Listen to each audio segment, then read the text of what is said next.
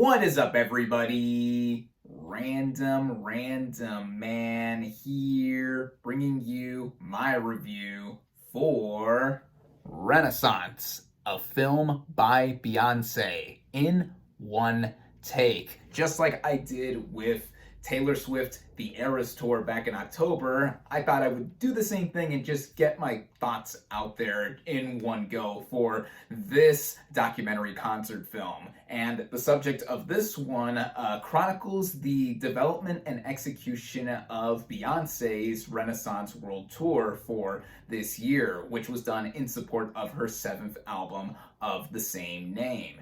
Now, to quickly go into my thoughts or background with Beyoncé, or Beyoncé Knowles-Carter as she's credited here, I've been a fan of her for as long as I can remember, since I was a kid, over 2 decades ago, from the days of Destiny's Child. The first exposure I ever got to her and them was with them doing the Proud Family theme song to that cartoon. Yeah, a lot of nostalgia there. And then her earlier albums, of course. She really needs no introduction. She is Queen Bee for more than several reasons. She is a prominent figure, not just in music this century, but just in pop culture in general. She's also an actress. I remember seeing her in some movies earlier on in my life, like the third Austin Powers movie, Goldmember, as well as Dreamgirls.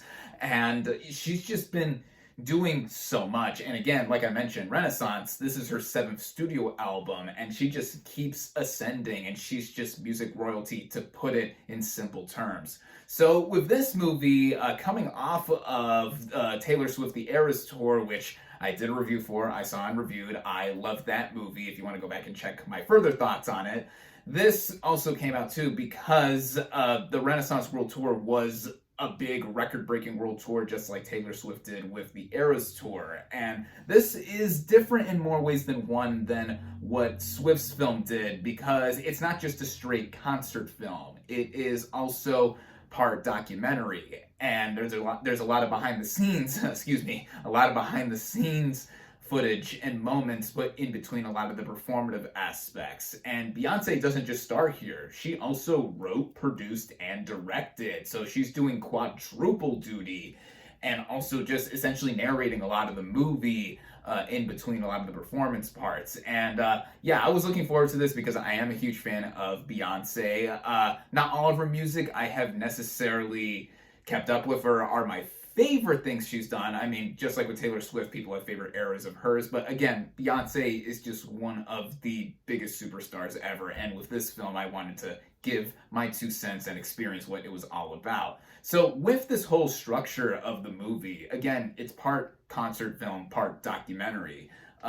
Early on, we do get a lot of like setting the stage and seeing like crowds or audiences going into stadiums before the shows begin, and then we get some behind the scenes glimpses. And one thing that the movie emphasizes a lot is just the overall showmanship of not just Beyoncé, but also the craftsmanship with each one of these elaborate sets and stages, because there's so much that goes into one of these concerts or multiple concerts in a world tour that not that many people realize, and this movie puts front and center. With like the screens that are on stage, they are big and heavy and rigged up together, and also putting up a roof if a stadium doesn't have a roof, a lot of steel, a lot of moving parts, a lot of heavy and dangerous elements that are put in here. And Beyoncé even emphasizes that there is a lot of stage crew here that are made up of women, whether they are managing stages or just other behind the scenes stuff like choreography, styling, costuming, a lot of this. And it's awesome to see. It's really awe-inspiring to see a lot of this interspersed with it. We also get glimpses of her personal life, of course. Her husband, the rapper Jay-Z. She has 3 kids. One of her kids, her oldest, I believe, Blue Ivy, gets a very significant section dedicated to her, in that she's 11, but she wants to perform with her mom. And Beyoncé made it clear that she needs to put in the work, and she doesn't think she's ready, or she just wants her to really feel every fiber in her being to like be prepared to be on stage, and she would do so for one show, but that wasn't the case. And when that moment happened, and then we get the performative parts including her daughter too, that was one of my favorite moments of the movie. I easily got choked up a little bit too, because you know, the whole parent-child aspect, that's one of the impactful parts of the movie, on top of the personal journey that Beyoncé spotlights through a lot of it. And with herself going into some of her background, it's not a straight biography, of course, but we get glimpses into where she was born and raised in Houston, Texas, I believe, as it shows off a lot of that part, her family, her dad, her mom, and even with how there's a big metamorphosis with her career, in that she's constantly reinventing herself. A lot of pop stars or superstars in the music space or industry have to essentially do that for many things. Again, harkening back to the Taylor Swift doc, you see a lot of that. Even though that was a straight concert movie, you see how she grew, or how she just manifested a lot of different stylings to herself, coming from country, going through and being essentially a big pop superstar. And with Beyoncé, of course, she started out in a girl group, but then when she went solo, she did a lot of great music, a lot of memorable stuff. And then with Renaissance more specifically, that was a disco or house-inspired album, and there's a lot of samplings from other famous songs put in with various tracks. And my thoughts on this album, from what I remember listening to last year and now with this movie, I do enjoy it. I mean, I don't even know what my favorite era of Beyoncé is, to be honest, because she's had a lot of great songs. You know, I'll recognize her, pick it up here and there. Irreplaceable comes to mind. That's probably my favorite song she's done from B-Day back in 2006, I believe. And now, yeah, of course, she's grown to be such a big person, big icon of music, winning a couple dozen Grammys by this point, and just other stuff with how she has become such a prominent singer, songwriter, businesswoman, and she's just really on it. She's on her game. She doesn't take anything from anybody anymore, as she emphasizes. But then, how are the concert aspects here? Well, in between the documentary and concert parts, we do get to see her perform. And again, much like Taylor Swift or anyone up to both of their magnitudes, she shows why she does run the world. Her and Girls Run the World, essentially, to reference one of her other hit songs. And what was interesting was that it's clear multiple different shows or cities that she performed in, different places, are edited and cut together to show all the different costume and outfit changes. At first, that did throw me off, because, again, try not to go back to the Taylor Swift film, but with the Eras Tour movie, that was comprised of 3 different shows that she did in California at the SoFi Stadium, and she wore similar outfits throughout all 3 of those nights, so that's why everything looked all seamless and continuous, and the sets all look the same too. It's the same set.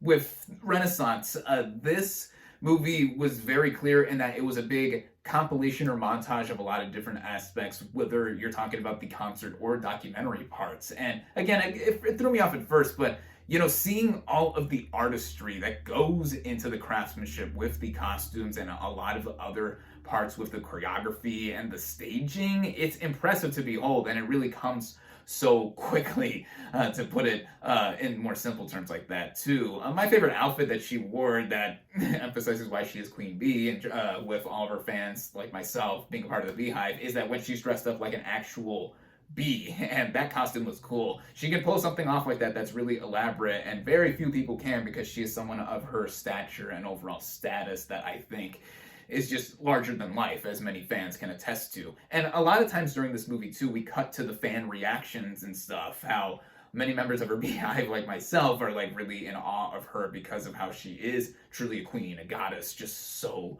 big. And there's some points in the film that are gone into over how, yeah, she is a black woman trying to make it in the industry, or has made it in this industry, of course, but the journey getting there for more than a quarter of a century that she has been involved with this, yeah, it wasn't always easy. And we see some of the behind the scenes stuff of her trying to get over a knee injury and also still performing, getting over bronchitis that was minor at one point. But then again, she does it all for the fans, and the fans have like been more than appreciative. And not just the black community, but also her gay fans, the LGBTQ plus community. The ballroom scene is put into spotlight in multiple moments here, whether it's the DJ or the announcer that is behind the scenes yelling a lot of stuff that is shown with text on the screens behind the stage, or even a lot of the choreographers, or I'm sorry, the dancers, or that are doing all this elaborate choreography. It's great because it's a celebration of how everyone is unique and how different everyone is,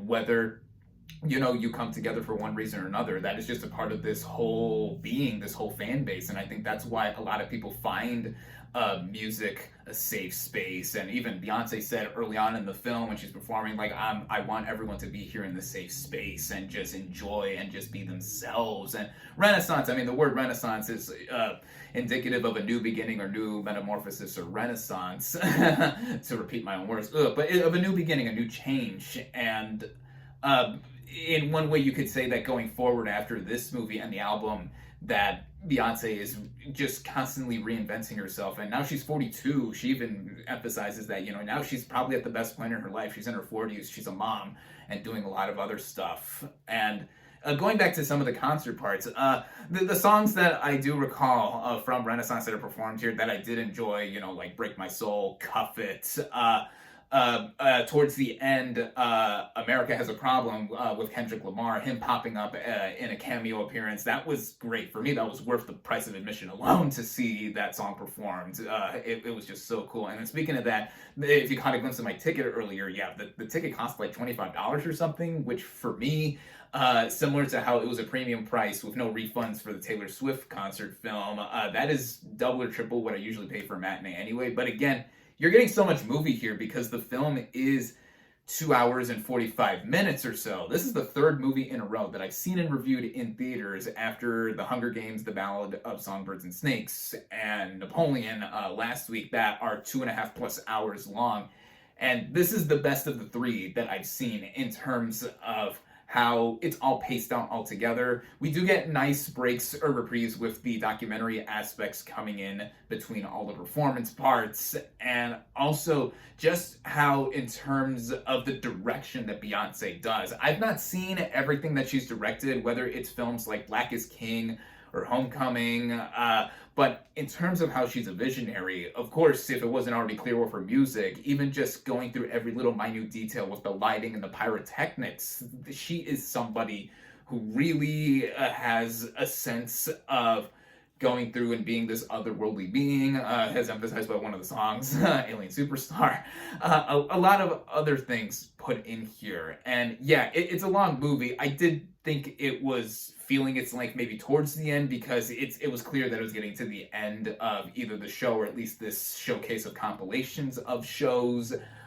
But consistently, this movie is always on a level to where it's engaging, whether you're engaged emotionally with the journey that Beyonce has gone through and is showing with this tour. Even other performances, we get cameos from Megan Thee Stallion for the Savage remix, and Diana Ross. I do remember seeing this on social media. Diana Ross serenading Beyonce on her birthday during one of her shows earlier this year. So it's great to see that, and more with this. And yet this movie, in short, really is further proof of the brilliance of Queen Bee, Beyonce, because she has stood the test of time and has had over a quarter of a century to prove all this. And there's really not that much more I can say about this movie besides what I've said. And yeah, everything visually, like whether we see a lot of the dancers, the lighting, staging, music, the sound, given that this is a concert film. I saw this film in the XQ format from my local chain, shout out to Classic Cinemas,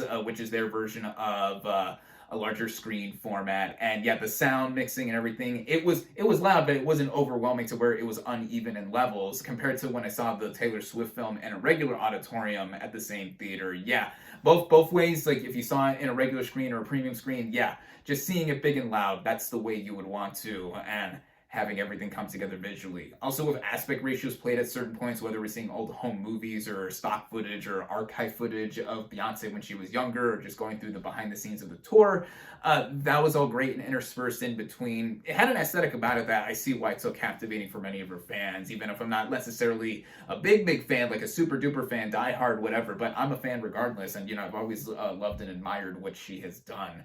And yeah, really, if you're a fan of Beyonce, I mean, you probably have already seen this movie by now, or going to go see it again, whatever. Yeah, this is just more than a treat. This is something that you're going to savor for all the running time that it goes through.